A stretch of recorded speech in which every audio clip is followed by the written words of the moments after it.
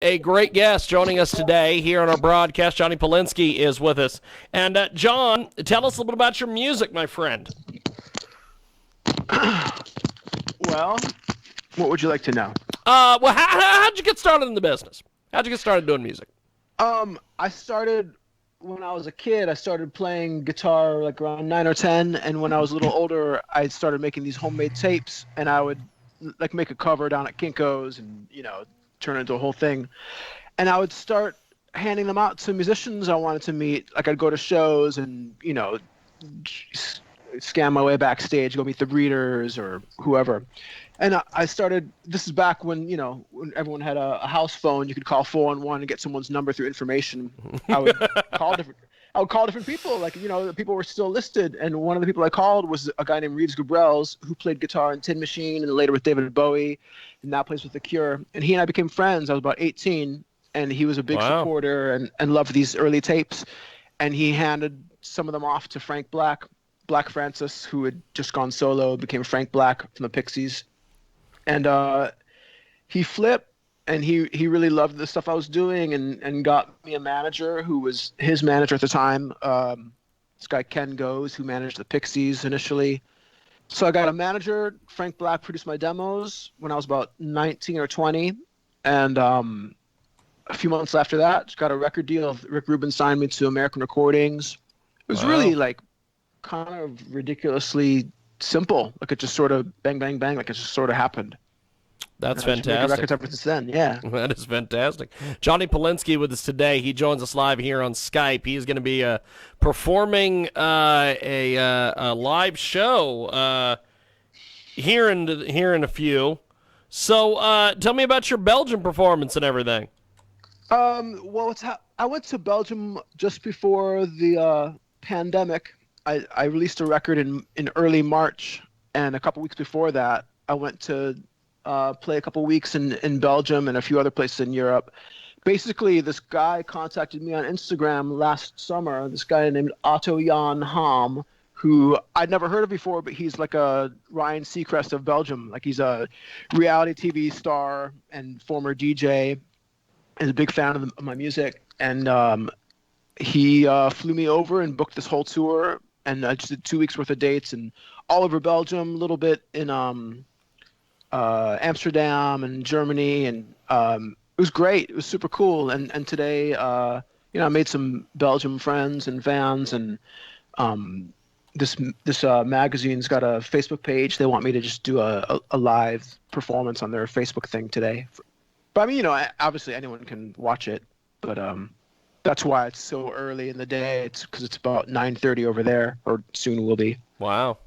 So, You got into music. You got signed by Rick Rubin. Yeah. Tell us some other things about your history. Okay, so I put out a record with Rick Rubin's label. Went on tour with Frank Black. That was my first tour. Was 12 weeks with no break. I thought that's what a regular tour was. I didn't realize how insane that is. But that was a blast. That was crazy. Played when Lollapalooza was still a touring entity. My band was on the second stage. That was super cool. We were playing with the Ramones and Soundgarden and Metallica. Wow. It was an amazing bill. Melvins, we're on the same stage as the Melvins. So, and then I've put out records since then. I've done a lot of work with other people too. Like I moved to LA in 2002. I lived there for about 15 years, and I did a bunch of work with, for Rick Rubin on some of his records. I played on the last couple Johnny Cash records. Ended up playing on the last song he ever wrote, which was super cool. The song called like the 409. Yeah. And I ended up playing on about 60 tunes. There's a lot that's not even released. And Neil Diamond, I played on a couple records with him. I mean, Los Angeles was like, it was like the Love Boat. Like, it's just like everybody lives there, So it's like, I just ended up playing with, it's kind of like when you're a musician, you just end up playing with like lots of different people in different circumstances. But when it's Los Angeles, it's like, oh, I'm playing the Mountain Song with Perry Farrell on the lawn of the Playboy Mansion. It's like these bizarre experiences that never would have happened, or that I would never have dreamed of happening. But yeah, there lots of, very cool. I played a song with Lemmy. Like, he got up and, did an MC5 tune, and I was playing bass and he was just singing. And for some reason, like, after the tune, it was a cool band. I was playing bass in Tom Morello's band, and Wayne Kramer from the MC5 was playing guitar. And Lemmy had come up and he didn't want to do a Motorhead song, so we did an MC5 cover of a Chuck Berry song. Anyway, so Lemmy sings the tune, and he's coming off the stage, and he just looks over at me, like, looks into my eyes and puts his hand on the side of my face and walks off. It was like this very mysterious, tender moment from Lemmy Kilmister. But that was an amazing abstract moment with Lemmy. So I've played with a bunch of different people over the years, and I've been making solo records for a long time. And this one that just came out, I think, is my 6th, and I'm working on some stuff now that I got a little free time, as we all do. And that's kind of it, man. I put out a couple of videos, la-di-da. I would love to tour some more, like, once we're able to do that again. I love performing. So, John, jump in there, and I know you've probably got some questions for Johnny while we've got him here. Uh-oh, I think we lost John.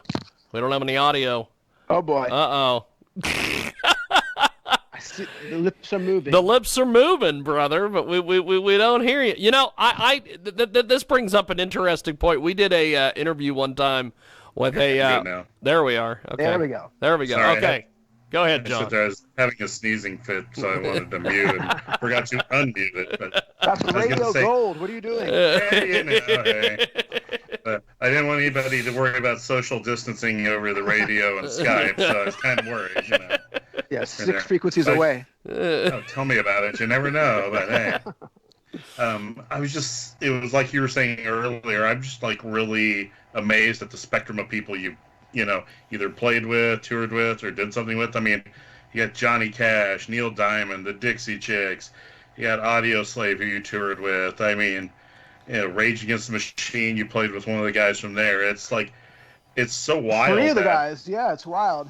Yeah, I'm just like, that's like all over the board. That is so cool. Because it's kind of like... Oh, go on.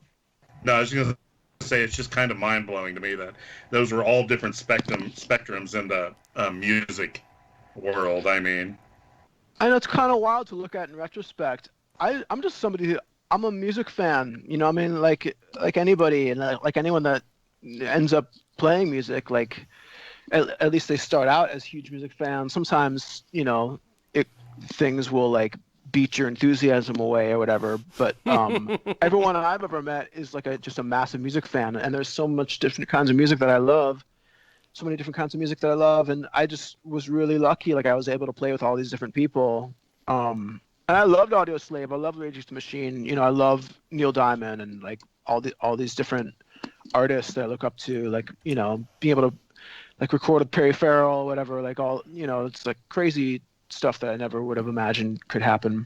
But yeah, I mean, when you're a musician, you want to play with different people, or I do anyway. Like, I want to learn from people, and then be thrown into situations that, might demand a different response than I'm used to. And I like feeling uncomfortable and being put on the spot. And that's what happens. That's great. That's great. Super cool. So, you've got this performance you're going to be doing this afternoon. Yeah. Can people watch this on your website? How do they find you? To watch this whole log thing? into Facebook and go. Let me see if I can find this thing. What is it called? It's a Belgian name. It's let me try. We've got Jonny Polonsky with us today. He joins us live here in our broadcast, and of course, he has got a lot of great albums out there, a lot of great tunes. He's all over the social media, Twitter, Facebook, Instagram, YouTube, and he has performed and hung out with a lot of the biggest bands on the face of this planet. at various festivals and recorded on one of Johnny Cash's final songs. And So cool. And you've just been in the right place at the right time, Johnny. Yeah, and like I had a band for a little bit with Tim and Brad from Rage Against the Machine, the rhythm section, and that led to me playing with Maynard from Tool. He put this thing together called Pussifer, kind of this rotating art project band performance thing, and I was part of that for like 3 or 4 years, and lots of cool stuff, I think it's pretty badass. Now, before we let you go, because I know you got to get ready for this performance, where can people buy your music, find your music, everything else? Go to JonnyPolonsky.com, or you can go to, it's JonnyPolonsky.